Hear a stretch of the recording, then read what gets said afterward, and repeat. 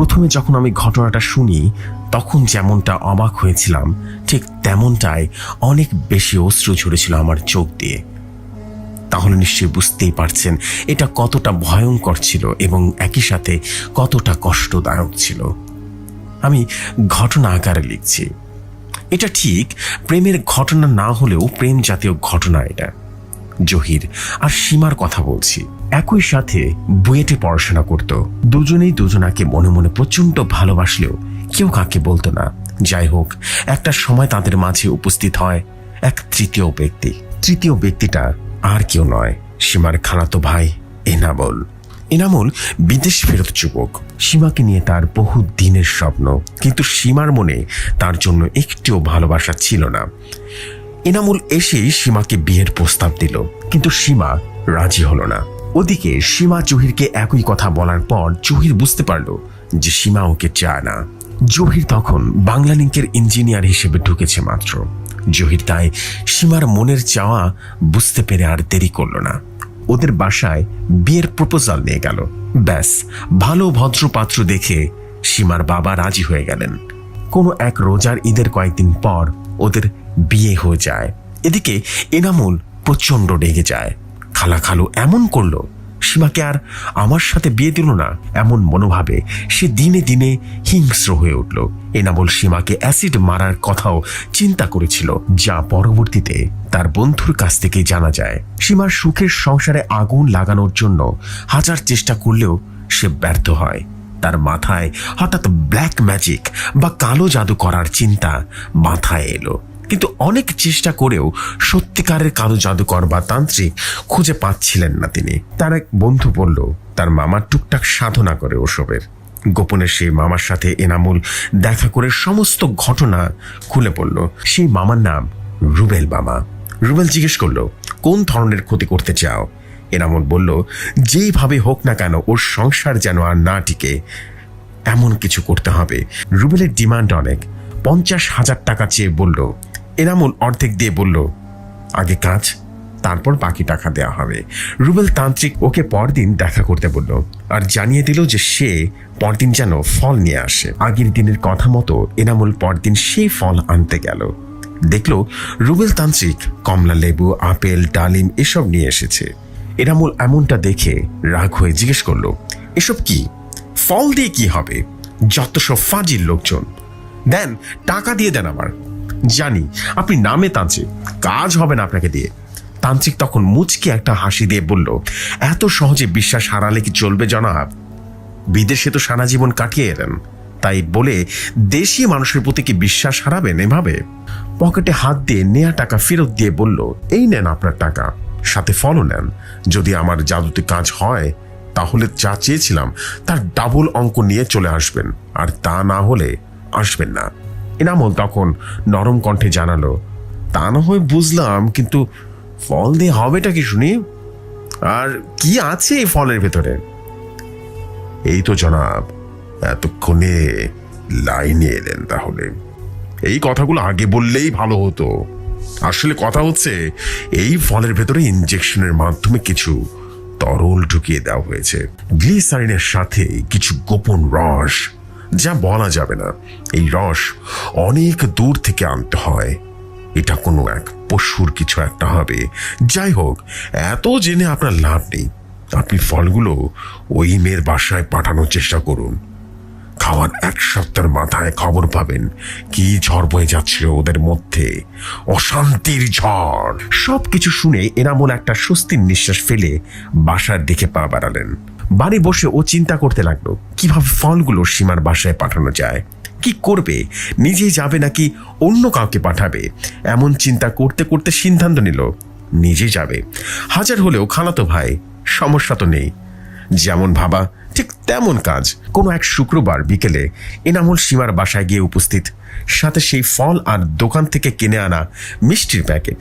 সীমা মনে মনে খুশি হলো যে খালাতো ভাই বেড়াতে এসেছে, কারণ ওর মনে তো আর কুটিলতা নেই। ভাইকে অনেক আদর করে খাওয়ালো নিজের হাতে রান্না করে। অমন মধুর হাতের রান্না এনামুল খেয়ে মনে মনে বলল, আর মাত্র কয়েকটা দিন এই এমন রান্না প্রতিদিন আমি নিজে খাবো, শুধু আমি। এমন ভেবে মনে মনে একটা ক্রূর হাসি হাসল সে। নিজে নিজেকে বলল, ভিলেনের পাঠে এনামুল মন তো চায় না। সপ্তাহখানেকের মাথায় এনামুল জানতে পারল সীমা আর জহির দুজনেই হঠাৎ করে অসুস্থ হয়ে হাসপাতালে ভর্তি। এর মধ্যে সীমার অবস্থা করুণ। ডাক্তার বলেছে নাকি নাক দিয়ে প্রচুর পরিমাণে ব্লিডিং হয়েছে এবং প্রায় ব্লিডিং হচ্ছে, তাই রক্ত স্বল্পতা দেখা দিয়েছে। এত কিছুর পরেও ডাক্তার হিসাব মেলাতে পারছে না যে কিভাবে এটা হচ্ছে। শারীরিক তো কোনো সমস্যায় চোখে পড়ছে না। তাছাড়া সীমার নাকেও কোনো ফাটল নেই, চেকআপেও কোনো কিছু ধরা পড়েনি, এক্স-রে করা হয়েছে, তারপর সবকিছু ঠিকঠাক। ঠিক এমন সময় কেবিন থেকে সীমার চিৎকার আসলো। সীমার চিৎকার শুনে সবাই কেবিনে ছুটে গেল। দেখলো সীমার নাক দিয়ে আবারও অস্বাভাবিকভাবে রক্ত ঝরছে। রক্ত কোনোভাবেই বন্ধ করার উপায় না দেখে ইমার্জেন্সি রক্তের জন্য অর্ডার দেওয়া হলো ব্লাড ব্যাংকে। কিন্তু এইদিকে জহির সুস্থ হয়ে ওঠে একদিনেই, আর এনামুল এসব খবর শুনেই চলে যায় তান্ত্রিকের কাছে। তান্ত্রিক তো রীতিমতো অবাক। কি হলো? এমন তো হবার কথা নয়। সাথে সাথে রুমে গেল, বাইরে এলো শুকনো মুখ নিয়ে। তান্ত্রিক বলল, জনাব, একটা বড় ধরনের ভুল করে ফেলেছি। আমি বান মারার ফল দিয়ে ফেলেছি যাতে করে রক্তক্ষরণ হয়ে মারা যায়, তবে তা শুধু মহিলাদের উপরেই কাজ করবে। এই কথা শুনে ইনামুলের রীতিমতো মাথা নষ্ট হয়ে গেল। সে উম্মাদের মতো তান্ত্রিককে মারা শুরু করে দিল, মারতে লাগলো আর বলতে লাগলো, তুই জানিস আমি সীমাকে কতটা ভালোবাসি? নিজের জীবনের চাইতেও বেশি ভালোবাসি, ছোট থেকে ভালোবাসি। আমি তো চেয়েছিলাম ওকে নিজের করে পেতে, আর তুই কিনা ওকে মেরে ফেলার জাদু করলি। হাও মাও করে কাঁদতে লাগলো এনামুল। কিছুক্ষণ পর তান্ত্রিকের জোড়াজুড়িতে শান্ত হয়ে গেল রীতিমতো। এখন যদি সীমাকে সুস্থ না করে তুলিস তাহলে তোকে বেরেই ফেলবো। তান্ত্রিক বলে, ঠিক আছে, আমি কালকের ভেতরেই কিছু একটা করবার চেষ্টা করছি। এনামুল এমন কথা শুনে বলল, কাল কি রে? আজ করবি, এক্ষুনি করবি। তোকে ভরসা নাই, আমি তোর প্রতিটা সেকেন্ডে তোর সাথে থাকবো। আমি জানি তুই এখন পালিয়ে যাওয়ার ফন্দি করছিস, কিন্তু কি ভেবেছিস আমি কিচ্ছু বুঝি না? কি করবি এখন বল? রুবেল তান্ত্রিক ভয় মেশানো কণ্ঠে বলে উঠল, এখন আমার গরুর কাছে যেতে হবে। তোর গরু কোথায় থাকে? চট্টগ্রামের এক পাহাড়ি এলাকায়। ঠিক আছে, এখনই যাব, ব্যাগ গোছা। সবকিছু গুছিয়ে প্রথমে একটা বেসরকারি ফ্লাইটের অফিসে খোঁজ নিল সন্ধ্যায় কোনো ফ্লাইট আছে কিনা। সৌভাগ্যবশত একটা ফ্লাইট পেয়েও যায়। এদিকে সীমার অবস্থা খুব খারাপ। শরীরের এক দিক দিয়ে রক্ত প্রবেশ করছে, অন্য দিক দিয়ে বের হয়ে যাচ্ছে। এই খবর ছড়িয়ে পড়ে চারিদিকে। বিভিন্ন চ্যানেল আর সংবাদপত্রের সাংবাদিক এসে নিউজ কভার করার চেষ্টাও করে, যদিও পারে না। তান্ত্রিক আর এনামুল সন্ধ্যার ফ্লাইটের রাতেই চট্টগ্রাম পৌঁছে যায়। কুয়াশার জন্য ফ্লাইট দেরি করে। এরপর একটা গাড়ি ভাড়া করে দুর্গম সেই পাহাড়ি এলাকায় যায় ওরা। রাত তখন আনুমানিক 12টা হবে। ওখানে পৌঁছানোর পর তান্ত্রিক তার গরুর বাড়িতে প্রবেশ করে, কিন্তু এনামুল আর গাড়ির ড্রাইভারকে একটু দূরে মেইন রোডের কাছে দাঁড় করিয়ে রাখে। তান্ত্রিক যেন পালিয়ে না যেতে পারে, তাই ওর কাছ থেকে ওর মোবাইল ফোন, মানিব্যাগ যা কিছু ছিল সব কিছু নিয়ে নেয়। যদিও সে ঘন্টাখানেকের ভেতরেই ফিরে আসে, হাতে একটা পানির বোতল নিয়ে, শুধু, আর কিচ্ছু নয়। হাঁপাতে হাঁপাতে বলল, ভাই, এটা পানি না, পানির মতো দেখালো এটা অন্য কিছু। শরীর থেকে সব রক্ত বের হয়ে যাবার আগেই সীমাকে এই পানি পান করাতেই হবে আপনাকে।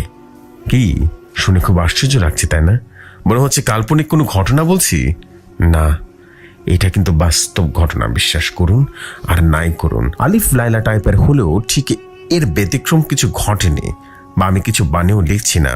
পরবর্তীতে পুলিশি তদন্তে সব কিছু বেরিয়ে আসে, কিন্তু সীমা আর সীমার পরিবারের কথা চিন্তা করে সেই সময় পুলিশ, এসপি, মিডিয়া বা পত্র পত্রিকাকে এসবের কাছে ঘেঁষতে দেয়নি। এরপর বাকিটুকু আসলে অনেক বেশি কষ্টদায়ক। তান্ত্রিক আর এনামুল ফিরে আসতে আসতে সীমা মারা যায়।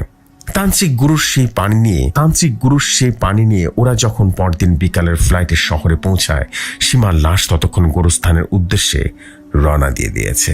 সীমার মৃত্যুর খবর শুনে এনামুল রীতিমতো নিশ্চুপ হয়ে যায়।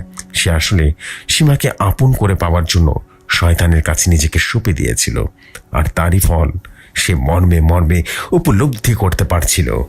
বিমান থেকে নামার পর সেই তান্ত্রিক উধাও হয়ে যায়, আর এনামুল বাড়ি ফিরে আসে। নিজের বাড়িতে নয়, সীমার বাড়িতে। হঠাৎ করে উঠে ভ্রান্তের মতো ঢুকে কাঁদতে থাকে আর চিল্লা পাল্লা করে বলতে থাকে তার কৃতকর্মের কথা। সীমার স্বামী জহির আর সীমার বাবা এসে এনামুলকে ইচ্ছা মতো মারতে আরম্ভ করে, কিন্তু বাড়ির অন্য লোকজন তাদেরকে শান্ত করে। এনামুল একটা সময় অজ্ঞান হয়ে পড়ে থাকে মেঝেতে। পরিশেষে যে ঘটনাটা ঘটে সেটা আরো বেদনাদায়ক। পরদিন বিকালে এনামুলকেও সাদা কাফন পরিয়ে কবর দেয়া হয়। তবে সেখানে পুলিশ সংখ্যা অনেক বেশি ছিল। এনামুল আসলে রাতেই অজ্ঞান হয়ে যায়নি। পোস্টমর্টেম রিপোর্টে দেখা গিয়েছিল সে বেশ আগেই বিষ খেয়েছিল। মনে হয় সীমার মৃত্যুর খবর শোনার পরেই সে এমনটা ঘটিয়েছে, আর সেই বিষ সে আগে কিনে রেখেছিল সীমার অসুস্থ হয়ে যাবার কথা শুনে। এই ঘটনাটা সীমার স্বামী জহিরের কাছ থেকে শোনা। জহির আজও বিয়ে করেনি, করবেও না কোনোদিন। সে সীমার ভালোবাসা আর বিয়ের পরের ওই কয়েকদিনের স্মৃতি আঁকড়ে বেঁচে থাকতে চায়। মাঝে 3টা জীবন বিপন্ন হয়ে গেল। এক কালো জাদুর প্রভাবে 3টা পরিবার রীতিমতো ক্ষতিগ্রস্ত হয়ে গেল। 2টা জীবন নিঃশেষ হয়ে কবরে মিশে গেছে।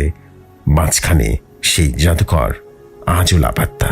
কেউ কোনোদিন তার খবর জানতে পারেনি। এনামুলের সেই বন্ধু জহিরকে ভেতরের এমন খবরগুলো বলেছিল, সাথে ক্ষমাও চাটিয়ে এসেছিল। জহির ক্ষমা করে দিয়েছে। অনুরোধ করব, সবাইকে অনুরোধ করব, কালো জাদু বা ব্ল্যাক ম্যাজিক থেকে দূরে থাকুন। আর যে সকল মুসলমান ব্ল্যাক ম্যাজিক নিয়ে সায়েন্টিফিক ব্যাখ্যা খোঁজেন, বিশ্বাস করতে চান না, তাদেরকে বলছি কোরআন শরীফ ঘেটে দেখার জন্য। সীমা আজ প্রায় 10 বছর হলো মারা গিয়েছে। সবাই ওর জন্য দোয়া করবেন। সীমা যেন ভালো থাকে ও পারে।